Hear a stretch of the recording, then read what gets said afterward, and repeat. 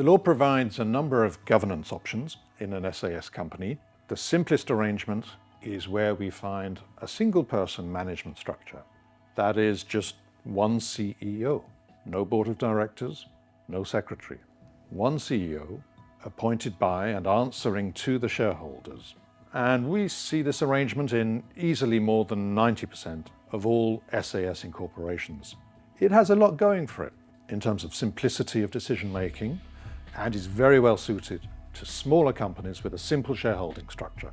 The flexibility inherent in the SAS format makes it possible to implement a CEO plus board type of governance structure. For people coming from a US, UK legal background, this choice is attractive because it's familiar. Finally, a collegial management structure is also possible, where an executive management board works with a supervisory board.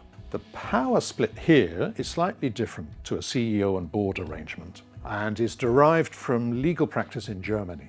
This is a governance arrangement adapted to large companies with one or more strategic shareholder companies on board. Okay, so let's go back and take a closer look now at the requirements for incorporation. Name of the company.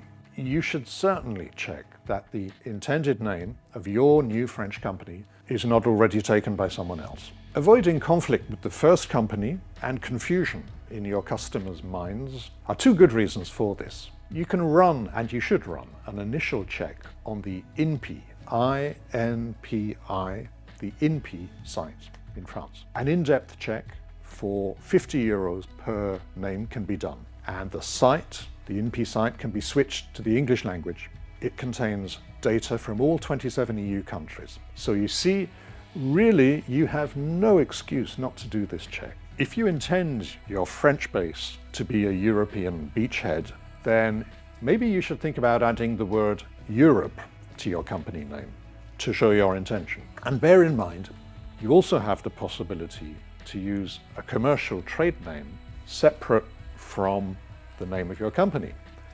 It's a sort of French doing business as technique that's available if that's the right solution for your company. CEO of the company. Every SAS needs no more, but no less than one CEO to be appointed. The CEO can be a corporate entity or a natural person, but I have met some banks who strongly prefer to work with new companies where the CEO is a natural person.